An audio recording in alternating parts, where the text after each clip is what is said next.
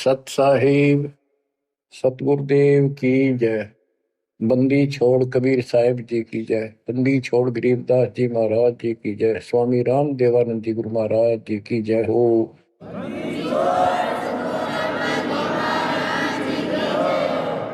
सर्व संतों की जय, सर्व भक्तों की जय, धर्मी पुरुषों की जय। श्री काशी धाम की जय, श्री सुडानी धाम की जय, श्री क्रोथा धाम की जय, श्री बरवाड़ा धाम की जय। सत साहिब बच्चों, परमपिता परमात्मा कबीर जी की असीम रजा से आप परमात्मा की महिमा सुन रहे हो, अमर कथा सुन रहे हो, सत्यनारायण कथा सुन रहे हो। परमात्मा कौन है, कहाँ प्रमाण है, उसका क्या नाम है, परमात्मा की हमको आवश्यकता क्यों है, यह सब जानकारी मूल ज्ञान के अंदर विद्यमान है जो आपको सुनाया जा रहा है। ये सूक्ष्म वेद कहते हैं। ये सूक्ष्म वेद आपको सुनाया जा रहा है। हम हिंदू धर्म में जन्मे तो हिंदू धर्म के मूल शास्त्र हैं वेद और गीता, प्लस में इनके सपोर्ट में श्री 18 पुराण है। तो यहां पर हमने सबसे पहले ये समझना होगा कि वेद और गीता क्या है, पुराण क्या है। वेद गॉड गिवन ज्ञान है, गीता के अंदर भी वही ज्ञान चारों वेदों का सारांश है। इति सिद्धम के ये भी गॉड गिवन है। और पुराण क्या है, जैसा भी ब्रह्मा जी को चारों वेद मिले, क्योंकि परमेश्वर कबीर जी ने, सतपुरुष जी ने सूक्ष्म वेद भेजा था ज्योत निरंजन के अंतःकरण में, इसके कंप्यूटर में ईमेल कर दी थी। इसने उसमें से सतपुरुष की जानकारी कति निकाल दी, कहीं कहीं हिंट छोड़ दिए, वो हटाए नहीं जा सकते थे। वो इसलिए छोड़ दिया कि ये भी गुप्त रहता है, इसने कसम खा रखी है मैं कभी किसी के समक्ष अपने यथार्थ रूप में नहीं आऊंगा। बच्चों, ये कथाएं दास आपको 1994 से सुनाने लगा था। वैसे तो 1994-95 से तो सरेआम सत्संग सुनाता था, उससे पहले 10-20 वक्ताओं बिठा करके भी चर्चा किया करता था। ये सारी कथा परमात्मा कबीर जी ने जो बता रखी थी, गरीबदास जी ने अमर ग्रंथ में बता रखा था, वो सुनाया करता था। यही सृष्टि रचना कैसे हुई, इसने कैसे क्यों कसम खाई, दुर्गा को नीचे भेज दिया, आप गुप्त रहने लग गया, तो ये बात जचा नहीं करती 90% का है कि ये कोई बात है, दंत कथा है तो कहानी बना रखी है। भगवान ऐसे गुप्त क्यों रहेगा, भगवान ऐसे क्यों करेगा, ये भगवान है ही नहीं। भगवान तो श्रेयाम आते रहे और आते हैं, ये भगवान ही नहीं है, ये परमात्मा ही नहीं है। परमात्मा गुप्त रहता है नहीं, हम उसको पहचान नहीं पा रहे, इसलिए समस्या यह आ गई। इसने अज्ञान इतना गहरा कर दिया कि हम भगवान को सामने देखकर भी उसको पहचान नहीं पा रहे। इतना ज्ञान भर दिया हमारे अंदर, उसकी डेफिनेशन बदल दी।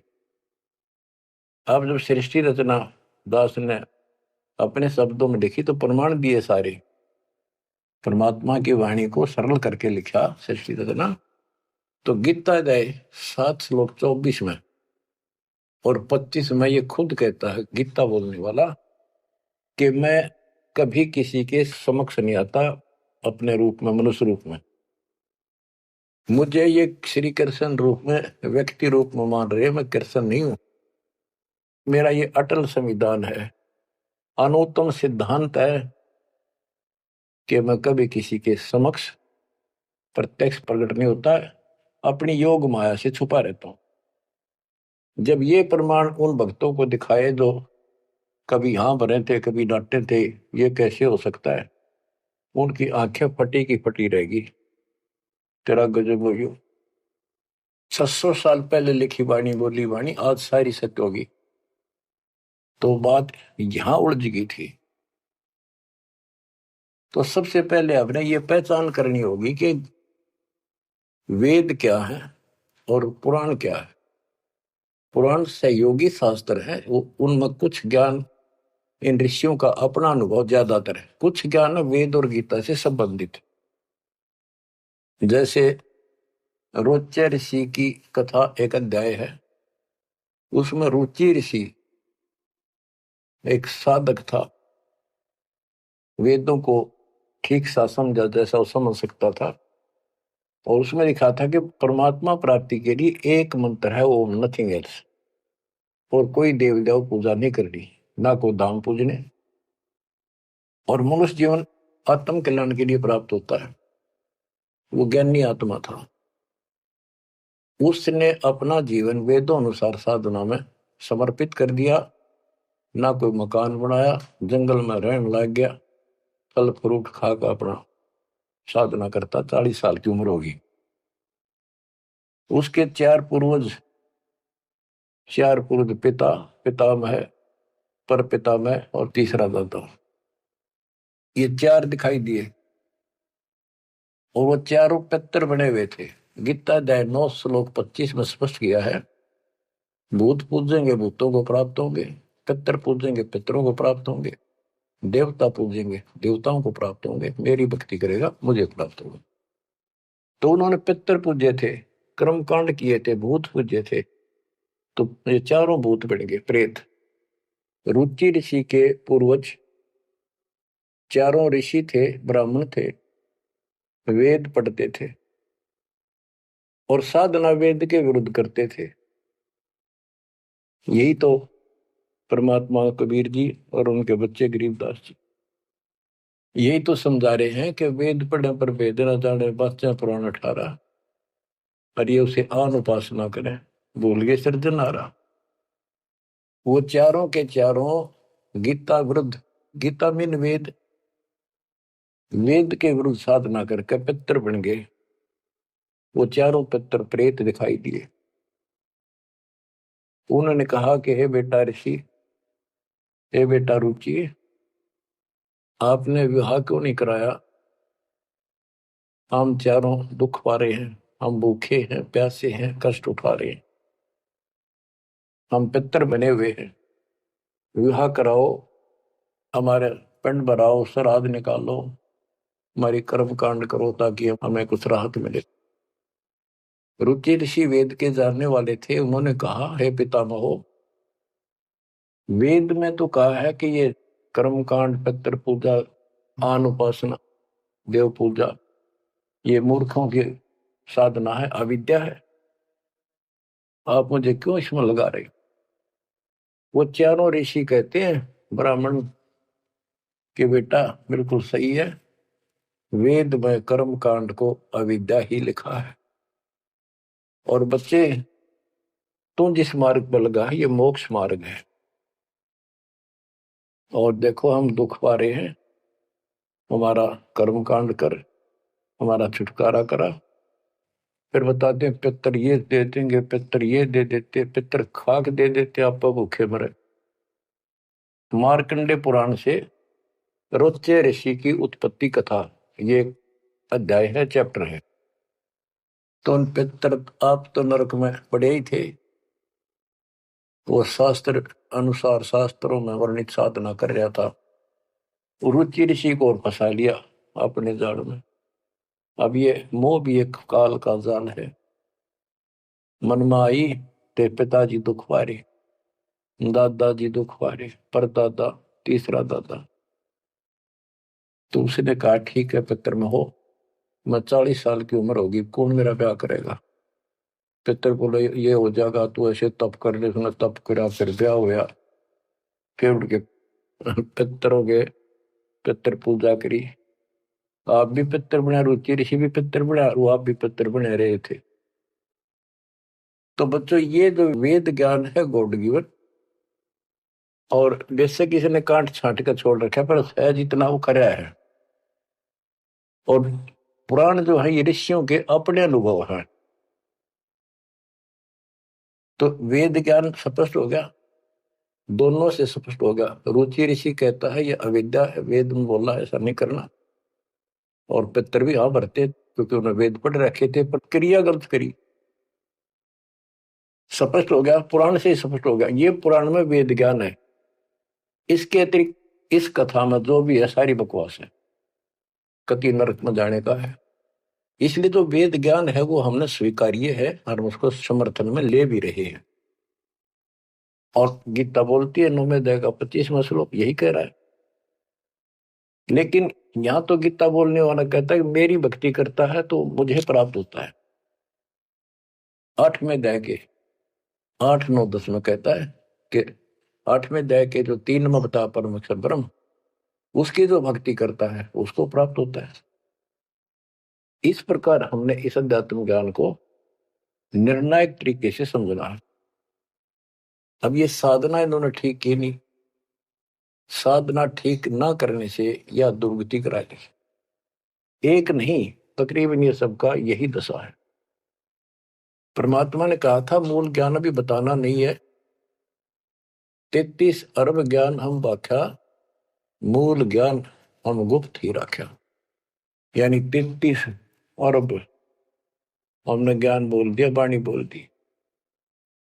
इस मूल ज्ञान को अभी तक छुपा के रखा था और बच्चों ही में कति रोशनी कर दी परमात्मा ने।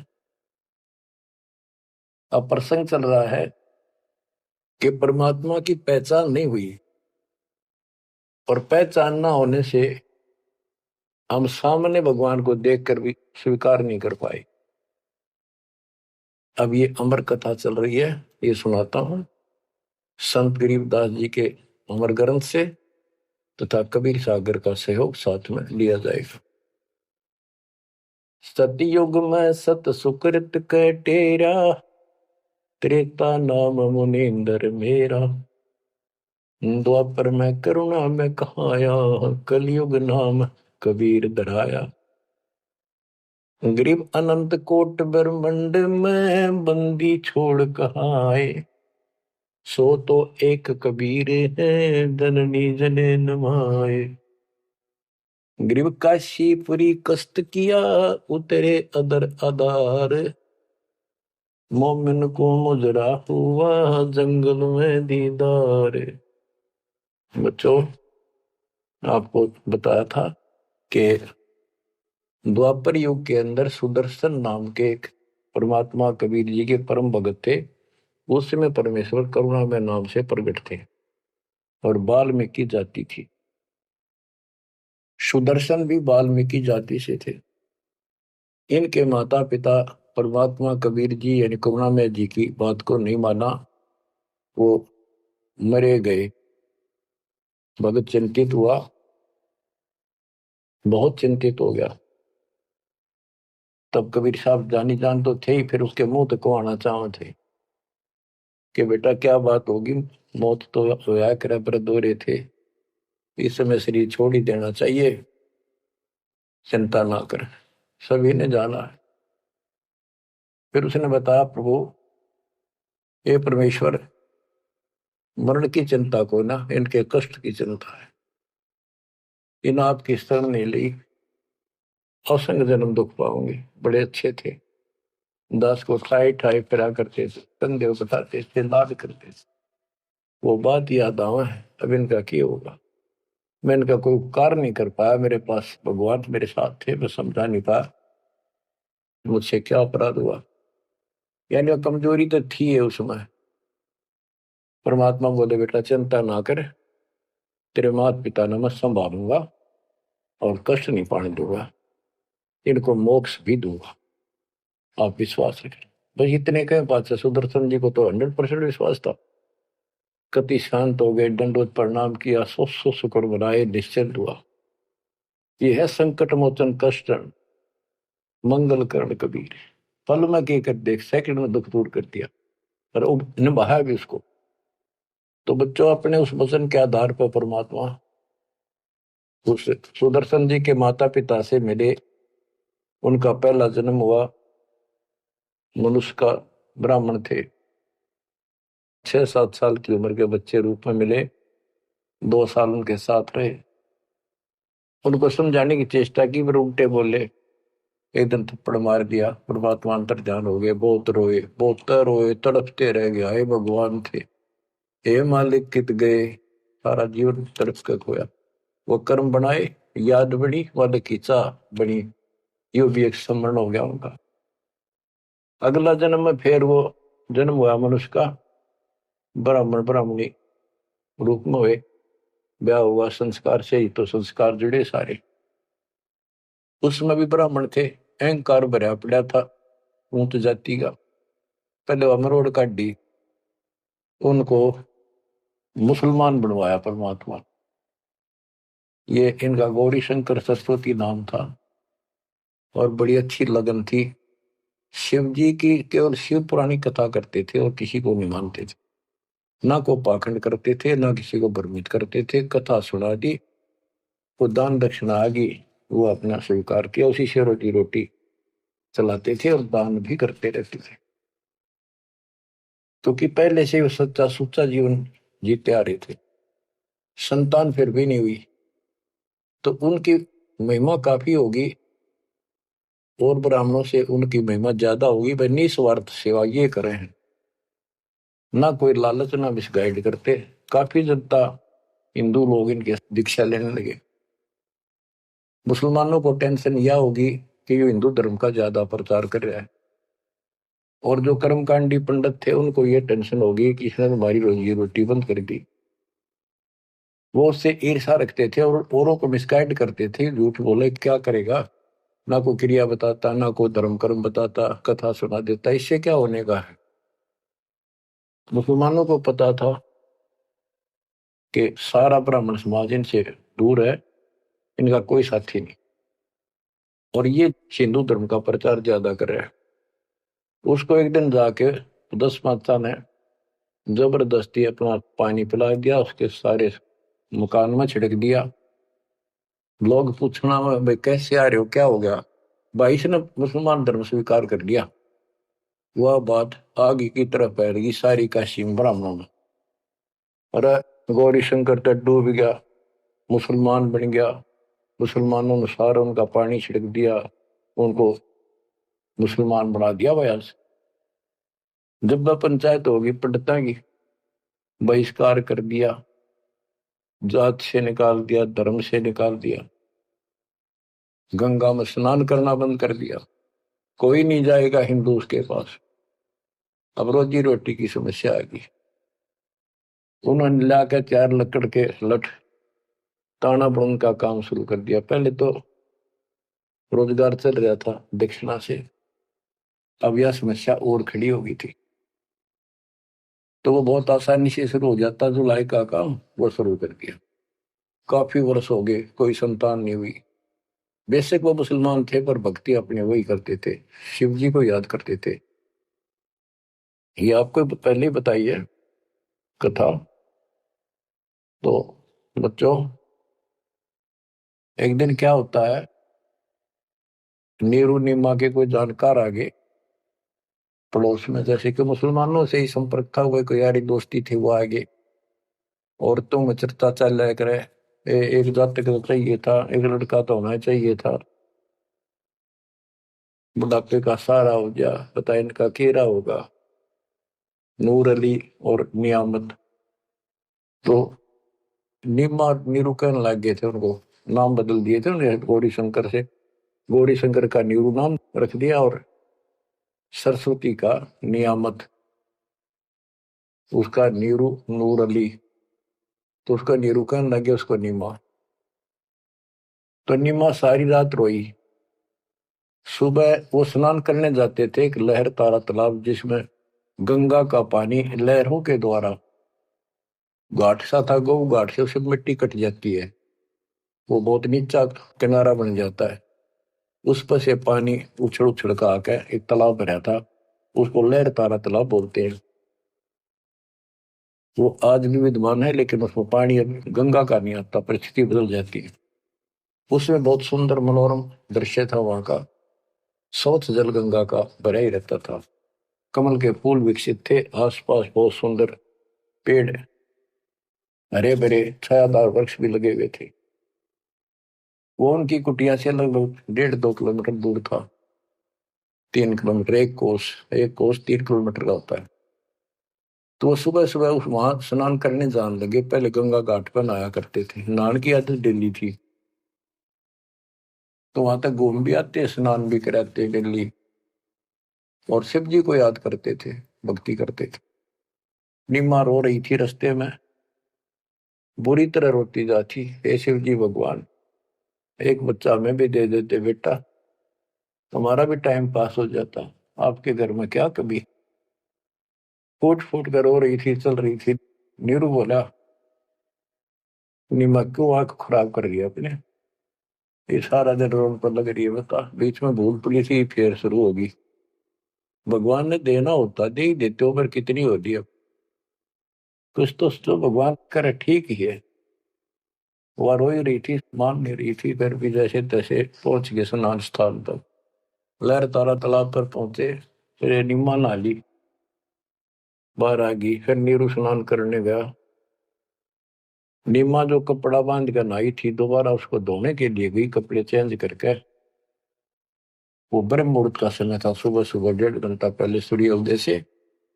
तो उस समय पहले अंधेरा दिखता है, तुरंत ही कुछ देर बाद एकदम रोशनी सी साफ हो जाता है, अंधेरा रोशनी दिखने लग जाती है। तो नीरू नहा रहा था, वह कपड़ा धोने गई, उसने देखा कमल के फूल पे कोई वस्तु हल रही है। एक पैर दिखा, उसने सोचा कोई सांप है। बहुत ध्यान से देखा तो बच्चा था, एक पैर हिला रहा था, नवजात शिशु। नीरू से कहा नीमा ने कि देखियो जी, बच्चा है, बालक है, लड़का है, कमल के फूल को देखो। तो नीरू ने सोचा यार अच्छी पागल होगी, कति मेंटल होगी भी यार बच्चे के मुंह में। नहाता नहाता कहता है, नीमा तेरा दिमाग खराब हो गया, अब तुझे पानी में बालक दिखने लग गया। नीमा कसक के साथ बोली, ये देखो सच्ची को देख तो रे को है। जिस साइड हाथ करी थी देखा, वो थोड़ी दूर था उससे, 10 फुट का फैसला होगा। एकदम नीरू गया, कमल के फूल समेत बच्चे ने उठा कर नीमा को दे दिया। और नीमा उसे लाड करे, मुंह कर लावे, चूमे, और सौ शुक्र शंकर भगवान की गावे, सौ शुक्र मनावे। बीच का एक थोड़ा सा प्रकरण रह गया कि वहां पर एक अष्टानंद नाम का ऋषि, जो रामानंद जी का शिष्य था, उस समय के महान प्रचारक, हिंदू धर्म के 1 नंबर के आचार्य थे। उसने 1400 शिष्य रखे थे ऋषि, जो कथा किया करते थे, उनमें से एक अष्टानंद था। 4 संप्रदाय थी, 52 द्वारों का वो मालिक था, वो इंचार्ज था। तो वो डेली वहां स्नान करने जाता था, वो दूसरी साइड में नहाता था, ये दूसरी साइड में नहाते थे, सरोवर बड़ा था। तो वो भी वहां स्नान करके उस प्राकृतिक सौंदर्य और भगवान के एकांत स्थान मान के भगवान की भक्ति करता था, शांति स्थान था। डेली जाता था, ध्यान लगाता था, कुछ समय भगवान की वहां भक्ति करता था, जैसे गुरु जी ने बता रखी थी। अष्टानंद जी जो ही साधना करने की चेष्टा, ध्यान में मगन होना चाहते थे, इतने में आकाश से एक प्रकाश का गोला आया। प्रकाश का गोला आया तो उसका ध्यान गया ऊपर को, उसको देखते उसकी आंखें बंद हो गई, इतना तेज नूर था। जब आंखें बंद हुई तो उसमें देखा कि एक बालक का रूप दिखा, बगैर प्रकाश का। जैसे हम सूर्य की ओर देखते हैं तो देख नहीं सकते, फिर आंखें बंद करते हैं तो अंदर प्रकाश रहित आकार दिखाई देता, सूर्य का गोलाकार। तो अष्टानंद को बड़ा आश्चर्य हुआ कि बालक प्रकाश दिखा, फिर बालक दिखा। फिर जब आंखें ठीक सी हुई, देखा तो प्रकाश एक कोने में जाके सिमट गया दूसरी साइड, जिस साइड में नीरू नीमा स्नान करने जाया करते थे। उससे पहले जब प्रकाश लहर तारा तालाब पर उतरा, सारा सरोवर जगमगा गया, इतनी रोशनी होगी। लोग कति पत्ता पत्ता दिखा कमल के फूलों का। और जब उसमें सिमट गया, वो दूर था, उसने जो नहीं देखे के हो गया, कित गया। उसने अपने गुरुजी के पास उठ के आ गया, साधना नहीं करी, रामानंद जी के पास आए। उनसे पूछा, हे गुरुदेव, आज मुझे ऐसा अद्भुत दृश्य दिखाई दिया, ये मेरी भक्ति की उपलब्धि है या कोई भ्रम है मेरा? ऐसे ऐसे का आकाश से प्रकाश का गोला आया, मेरी आंखें उसके नूर को सहन नहीं कर सकी, मेरी आंखें बंद हो गई। बंद होने के बाद देखूं तो एक बच्चे का, बालक का रूप है, लड़के का। फिर कुछ नहीं दिखा। वो एक कोने में जाके लहर तारा तालाब में समाप्त हो गया, अंतर ध्यान हो गया, नूर ही नहीं था। रामानंद जी को जैसी समझ थी, जैसा उन्हें अज्ञान सुन रखा था, अज्ञान सुन के ज्ञान में अंधे की बां गई, अंधे ने मारे कौन बतासी। अब जैसे ये ज्ञान सुन रहे थे वैसे चेलों को बताया करते थे, और बता दिया कि बेटा, ऊपर से जब अवतार गणाते हैं ना, भगवान अवतार लेता है, ऐसी लीला करता है, किसी माँ के यहाँ जन्म लेगा और फिर लीला करेगा जिस उद्देश्य को लेकर आते हो। ना कोई भ्रम है, ना ही तेरी भक्ति की उपलब्धि है, ये ऐसा होता है। तो इनको यही पता था कि रामकृष्ण अवतार आए, माँ का जन्म लेते हैं इनके भगवान।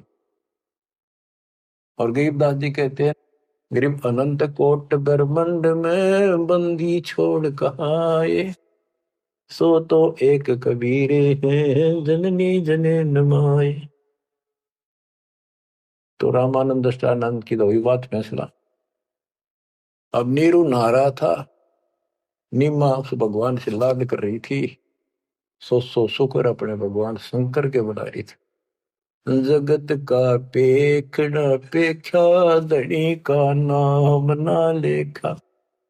बच्चों इसने कोई लेना देना नहीं था इस बात से, भाई मेरा नाम ले विष्णु का, ले शंकर को, किसी को क्रेडिट दे, पर इनमें इनकी आस्था बनी रहा भगवान में। ये चाहूं थे दाता आज तक।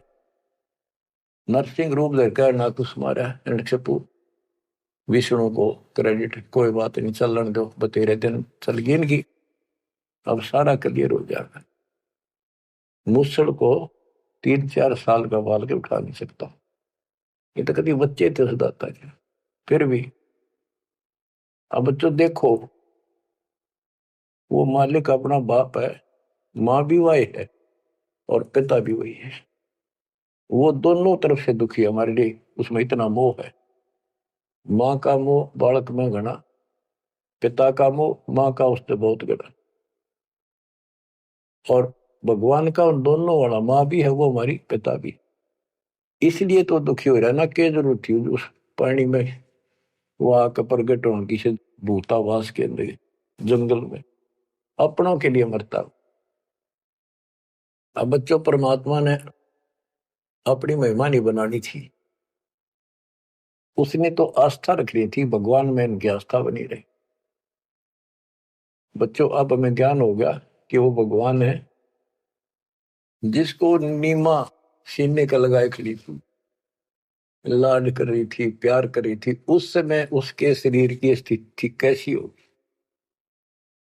गीता अध्याय 18 श्लोक 62 में कहा है कि उस परमेश्वर की शरण में जा तू, उसकी कृपा से तू परम शांति को और सनातन परम धाम को प्राप्त होगा। वो सुख सागर है और वो असंग ब्रह्मांड का स्वामी। अरे गोदी में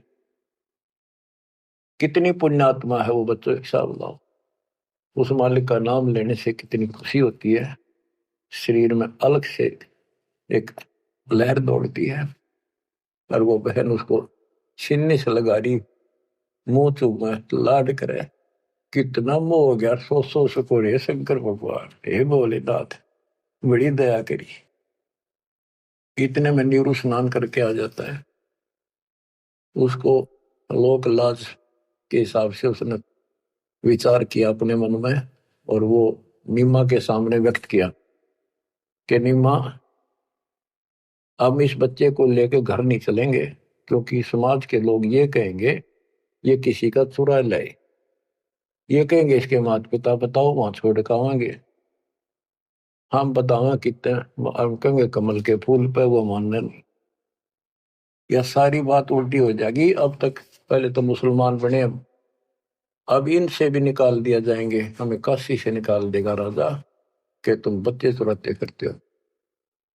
नीमा बोली, जी कुछ भी कहो, मैं इस बच्चे बिना जी नहीं सकती। पता नहीं इसने कैसे मोहित कर लिया मेरे को। मैं प्राण छोड़ सकती हूँ, मैं देश निकाला ले लूंगी, देश काम छोड़ दूंगी पर बालक नहीं छोड़। निम्मा का अटल फैसला सुन के नीरू को जिंदगी में पहली बार दुख हुआ कि अब कति जिद्दी होगी, मैं इसकी सारी मानता हूँ या एक भी नहीं मानती मेरी, और कितना दुख हो जाएगा कि तो जावांगे मेरे दोस्ता 60 साल की उम्र होगी, कहाँ टूक मांग कर खावांगे, क्या करेंगे, 100 4 लाए इसने। अंत में दुखी होते रोते हुए ने कहा मैं तेरे एक मारूंगा थप्पड़, ऐसा तो मानती नहीं, पटक इसने नीचे। आज तक मैंने तेरे तेरे हाथ भी नहीं गिरा था क्योंकि हमारा संतान नहीं थी, मैं चाहता था इसको कष्ट ना हो, पर तू जमा जद्दी होगी। जब उसने हाथ करना चाहा तो परमात्मा बोले गोदी में कि निम्मा, नीरू, मोमिन, तुम्हें कुछ नहीं होगा, मैं तुम्हारे कल्याण के लिए आया हूं और मुझे घर ले चलो, कुछ नहीं होगा, कोई कुछ नहीं कहेगा। अब नीरू ये बात नहीं समझ पाया था कि कुछ ना होगा, पर होगा जरूर। उसने सोची वो तो होगा सो होगा, यू मनमान इसमें कोई भूत प्रेत पितर कोई जंद बोल रहा है, यू तो नाड़े मार देगा। वो डर गया, उठा कर अपनी चदरी आगा आगा हो लिया। अब लड़का बच्चा लेकर गए अपने घर, आसपास के अड़ोस पड़ोसी आ गए, लड़का इतना सुंदर है, आज तक देखा नहीं इतना सुंदर बालक, तो इतना चमक, इतना खिला हुआ चेहरा। लोग इकट्ठे हो गए, काशी की औरतें न गीत गाती हमें। वो तो भूल भाल के कितने लहर किसका था, तो उन्होंने बता ही दिया ऐसे ऐसे था, बाकी कोई नहीं पूछा था कि इतना सुंदर बालक, मालिक की कृपा करा के बुद्धि बदल दे। सबका लगाव हो गया नीमा की तरफ, ये तो भगवान आ गए थारी गोदी में। ये तो कोई कह विष्णु जी, कोई कह शंकर भगवान आ गया, कोई कह वरुण देवता भगवान दिखाई दिए, इंद्र देवता, कोई धन का देवता कुबेर बतावे, अपने अपने गुण गावे, अपने अपने हिसाब से परमात्मा को उसकी महिमा बतावे, उसका मूल्यांकन कर रहे थे।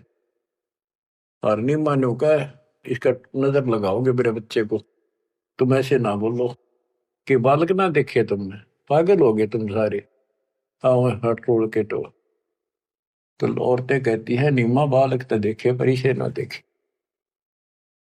बच्चों, उस परमात्मा के प्यार में जो बात बंद हो जाती है दास की, जिसको हम खोज रहे वो हमारे साथ रहते हैं। हम इतने निर्भाग, इतने कर्महीन, उसको आज तक नहीं पहचान पाए। ये हमारा बाप है, ये हमारा भगवान, जिसके लिए हम भटक रहे हैं। मैं रोवे तो सृष्टि को, सृष्टि रोवे मोहे, गरीबदास इसी वियोग को समझ नहीं सकता को। बच्चों ईब समझ में होगा यू, ये अब समझेगा हमारे बीच का जो फैसला था, बीच में जो दीवार थी, अब कति टूट जाएगी, साफ हो जाता। बच्चों हम तो दुखी हैं ये अपने कर्मा कारण, पर उसको और घना तंग कर रखा हमने। अब वो हमारा अपना उसको पता है कि यदि मैंने इनका साथ कति छोड़ दिया तो खा जाएगा काले, इसको सारी कदे नहीं छोड़ रहे तो ये धीरे धीरे हमारे को किसी न किसी कारण बनाकर इस परिस्थिति में लाया आज। अब यू खोल दिए रास्ते सारे, अज्ञान हटा दिया पूर्ण रूप से, अब साफ दिखाई दे है Kabir is God, Kabir is God. करीब अनंत कोटि ब्रह्मंड का एक रति नहीं वार, सतगुरु पुरुष कबीर हैं ये कुल के सिरजनहार। गरीब सब पदवी के मूल हैं, सकल सिद्धि है तीर, दास गरीब सतपुरुष बजो, अविगत कला कबीर। तो वो कबीर कौन, वो भी समझ कर दिया, जो सारी सृष्टि का मालिक है और जिसके पास सब सिद्धियां, असंग सिद्धियां उसके पास है। गरीब अम सुल्तानी नानक तारे दादू को उपदेश दिया, जाति जुलाहा भेद न पाया, काशी महे कबीर हुआ। जाति जुला सारा स्पष्ट कर दिया, कति खोल के दर दिया। और आज बच्चों 300 साल पहले ये अमर वाणी बोली थी, आज ये स्पष्ट हो गया आपके सामने गीता और वेद पुराणों से। वेद मेरा भेद है, मैं ना वेदन के माही, जौन वेद से मैं मिलूं वो वेद जानते नहीं। सूक्ष्म वेद के अंदर परमात्मा की महिमा लिखी है। ऋग यजु है श्याम अथर्व, ये चारों वेद चित भंगी रे, सूक्ष्म वेद बाचे साहिब का, सोहन सा सतसंगी रे। आज इस सूक्ष्म वेद से हमें पता चला सत्य का। अब हम सत्य के साथी हो गए, सत्संगी हो गए, हम कबीर साहब के फॉलोअर बन गए। वो सच्चे परमात्मा परम अक्षर ब्रह्म के हम शरण में आगे, उस शरण हमें प्राप्त होगी।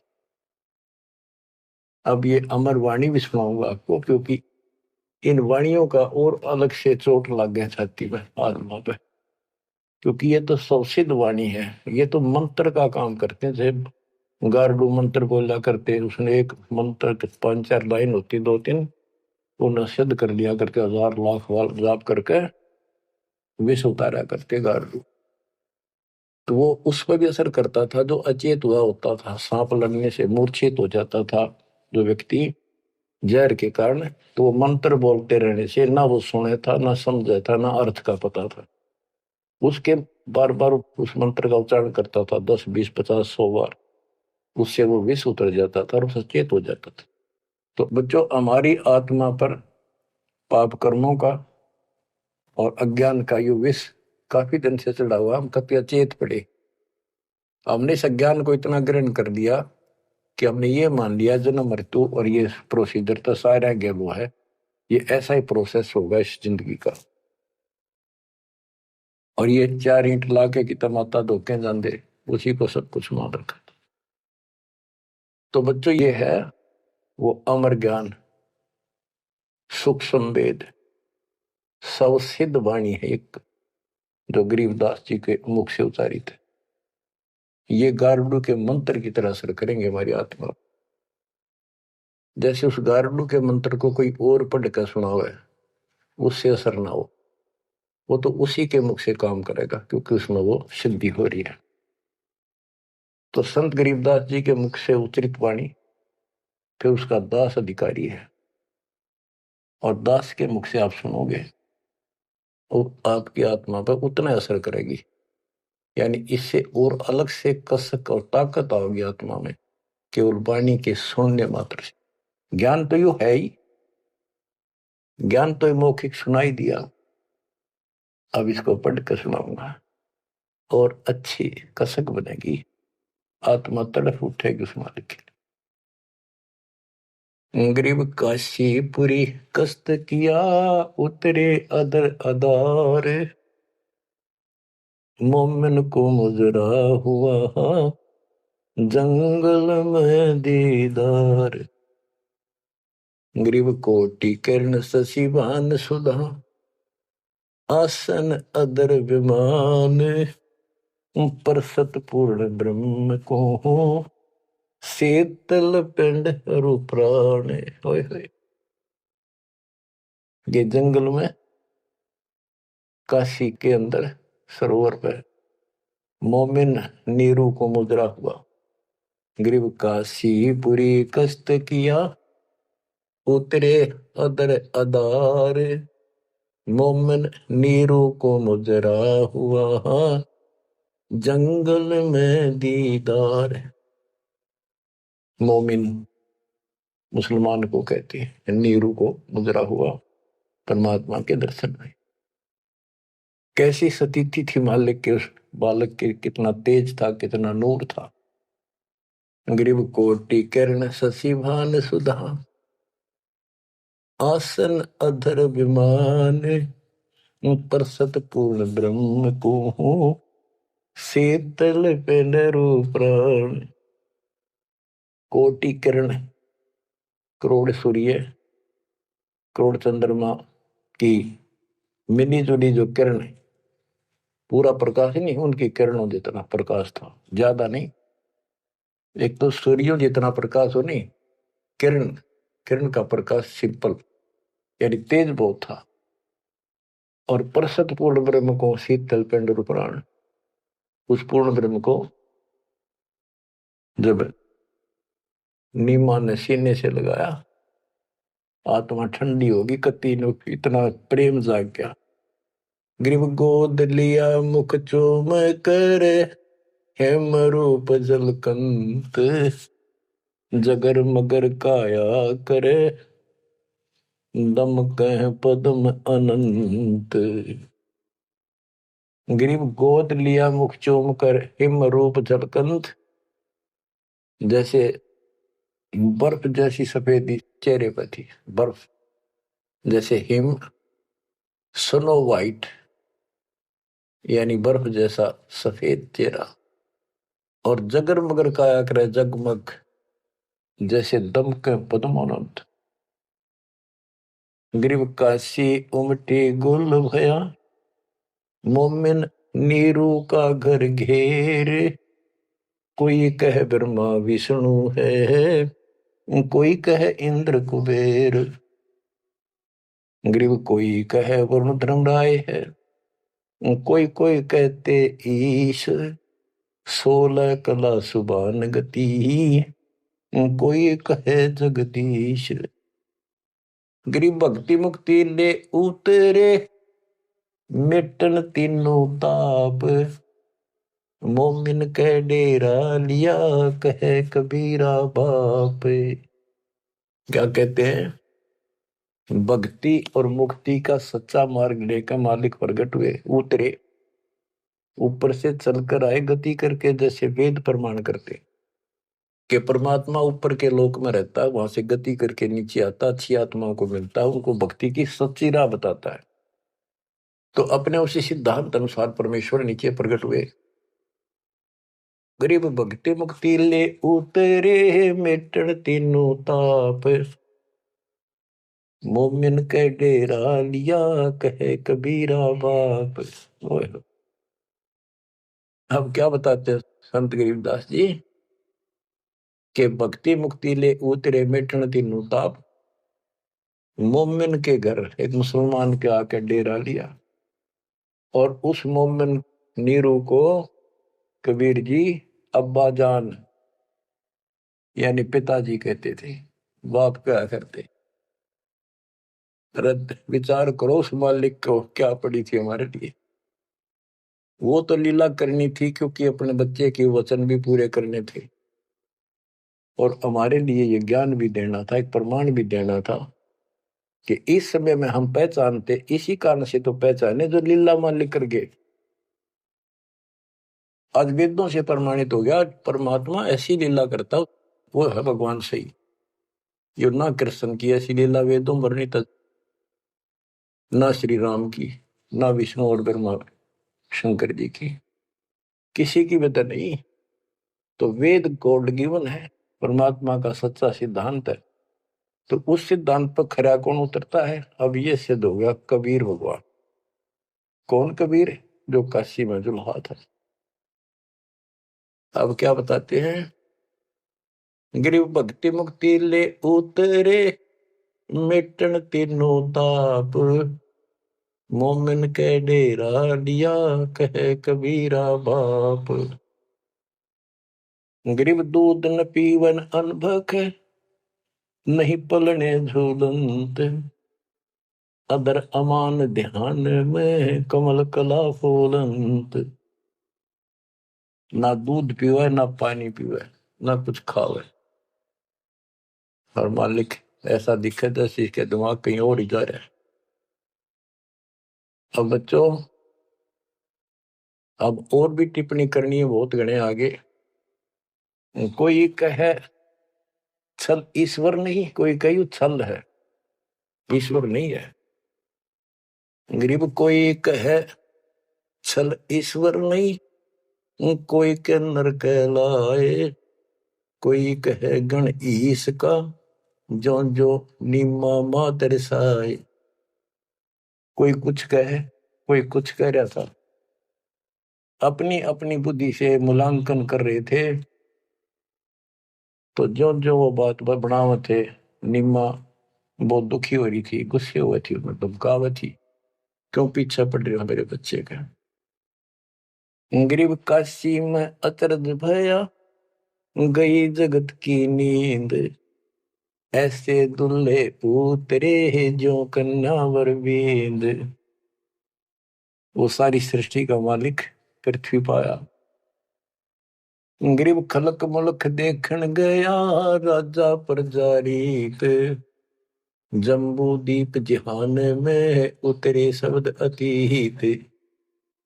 गरीब दुनी कहे यो देव है, देव कहते हैं ईश, ईश कहे पर ब्रह्म है, पूर्ण विश्व बीश।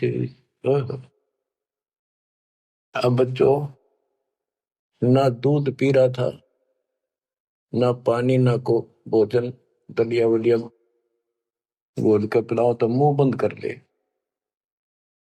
25 दिन बीत गए।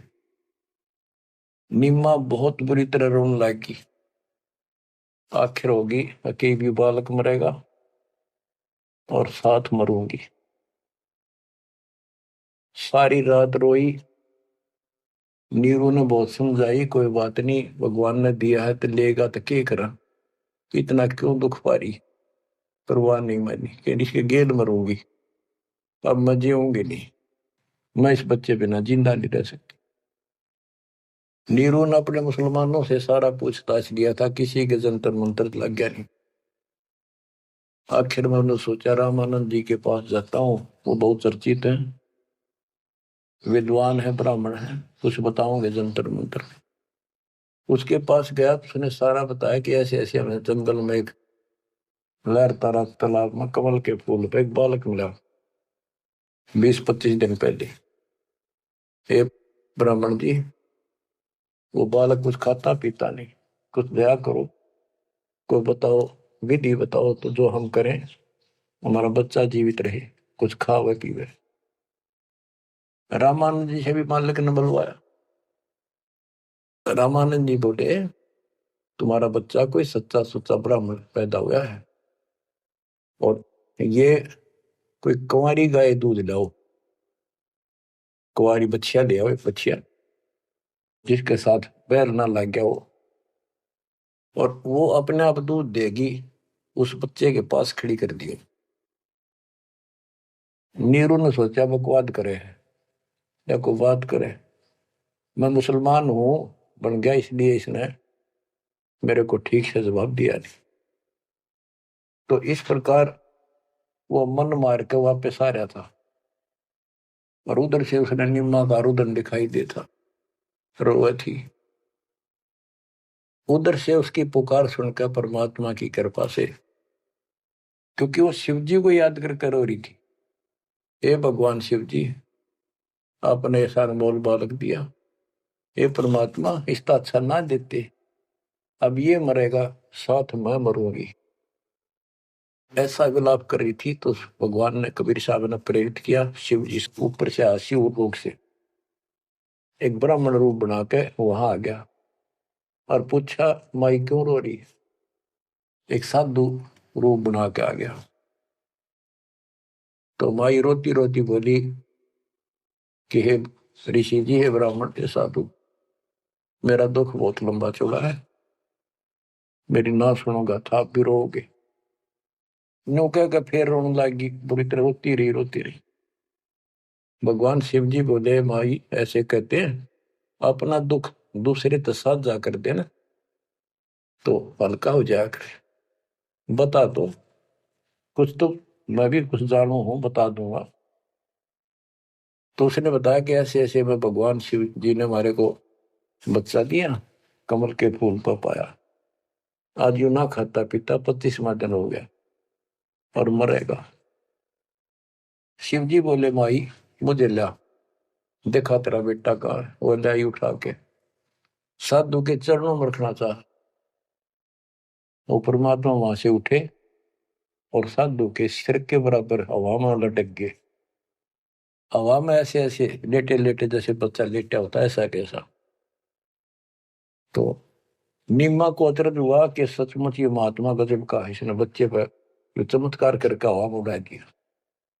तो परमात्मा बोले शिव जी इनको कहो एक कुंवारी बछिया जाओ, कुंवारी गाय बछिया, और उसके ऊपर अपना हाथ रख दिए, एक कोरा बर्तन मंगा लिए, ताजा कति कुमार से ताजा लाना, वो उसके नीचे रख दियो, ये उसको भर का अपना बंद हो जाएगा। इतने में नीरू आ गया। नीरू भी ये बात सुन रहा था, खड़ा खड़ा आके खड़ा हो गया था, बात हो रही थी। तो शंकर भगवान जी साधु रूप में कह रहा है नीमा को कि तेरा पति कहाँ है? अब जी अभी आ जाता है, बाहर गया है।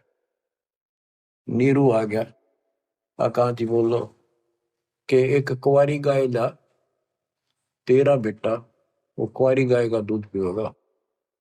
अब रामानंद जी की बात तो उसका यकीन नहीं हुआ था, पर यह महात्मा भी यही कह रहा है।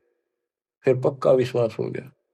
वो बछिया लाया, साथ में एक छोटा सा बर्तन ले आया मिट्टी का, गाय के नीचे पात्र रख दिया, शिव जी ने ऊपर हाथ रख दिया, मोटे मोटे सतन हो गए, अपने आप दूध चल पड़ा, वो पात्र भर का दूध बंद हो गया।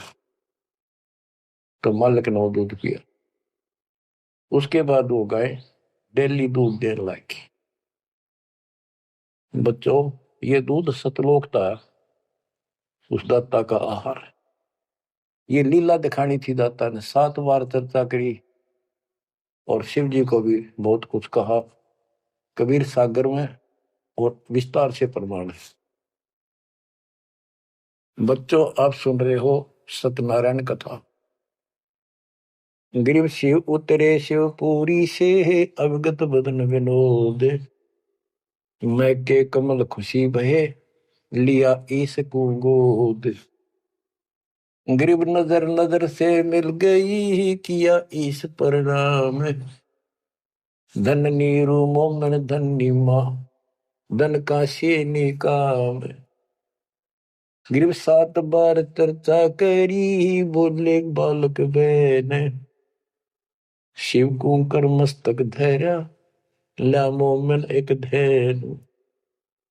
ग्रीव अनब्यावर को दूहत है, दूध दिया तत्काल, पीवे बालक ब्रह्म गति, ता शिव भय दयाल।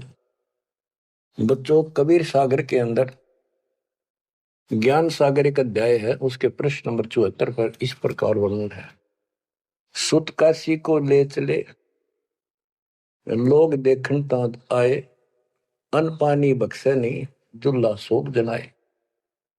तब जुल्हा मन कीन दीवाना, रामानंद सो कहा उत्पाना। मैं सुत पायो बढ़ा गुणवंता, और कारण कौन बखे नहीं संता। रामानंद ध्यान तब दारा, दुल्ला से तब वचन उचारे। पूर्व जन्म ते ब्राह्मण जाति, हरि की सेवा की निबली बाती। कुछ सेवा तुम हरि की चूका, ताते भयो दुल्हा का रूपा। प्रीति पर भूखे तो मान लीना, ताते दान में सुत तो है दीना। रामानंद जी बताते हैं, जब रामानंद जी को जाके कहा नीरू ने कि महात्मा जी ऐसे ऐसे मुझे लड़का मिला जंगल में, और वो खाता पीता कुछ नहीं, कारण बताओ। तो रामानंद बोले, पहले तुम ब्राह्मण जाति में थे, भक्ति बहुत करते थे, लेकिन भगवान की कोई भक्ति में कोई गलती बन गई, जिस कारण से तुम इब्दुल्लाह के रूप में जन्मे हो, और परमात्मा ने तेरी फिर भी पुकार सुन ली, इसलिए जंगल में तेरे को पुत्र दे दिया। नीरू ने कहा कि हे प्रभु, 10 कीनो तस पायो, आरत हो तो दर्शन आयो, सो कही उपाय गुसाई, बालक अक्षु दावंत हुसकाई। कि मन दिशा करी उसी बरली, मेरे भी तक कर्म फूट के, मैं जैसा भी हूँ ठीक हूँ, आरत संकट में तेरे पास आया, कुछ दया करो, जिसते हुए बालक कुछ खा ले। रामानंद युक्ति उचारा, तब सुत कोई ज्ञानी अवतारा। बच्चिया जाही बैल नहीं लागा, सो लाई ठाड़ क्रोते जागा। एक बच्चिया लाओ जिसके बैल न लगे हो, और ऐसा ही किया गया। तो उन्होंने दूध पिया, बच्चिया लाएगी, वो आपने छोड़ दिया। तो बच्चों, सब तरह से प्रमाण दिया जाएगा। अब नंबर आता है, ये तो सुख संवेद, कबीर वाणी, गरीबदास जी की वाणी। ऋग्वेद मंडल नंबर 9, सूक्त नंबर 1, मंत्र नंबर 9 में क्या लिखा है उस परम पिता के बारे में। अब ये तुम्हारे दो एक लाइन तुम्हारे को कति भरम दूर हो जाएगा। मूल पाठ में ऐसे लिखा संस्कृत में, अभि इमं अधन्य उत्सलंती धेन्वः शिशुम सोमम इंद्राय पातवे। पूर्ण परमात्मा जब बालक रूप में प्रकट होता है, इसका ये अर्थ है उनके परवरिश की लीला अधन्य बिना दनाई, अभी यानी पूर्ण रूप से कवारी गायों के द्वारा होती है। ये लक्षण है वेद में। वेद मेरा भेद है, मैं ना वेदन के माही, जोन वेद से मैं मेरे वो भेद जानते हैं। बच्चों, आज इतना ही, अमर कथा जारी रहेगी। परमात्मा आपको मोक्ष दे, आपको चरणों से दूर ना करे, दास की यही पुकार है। सत साहिब।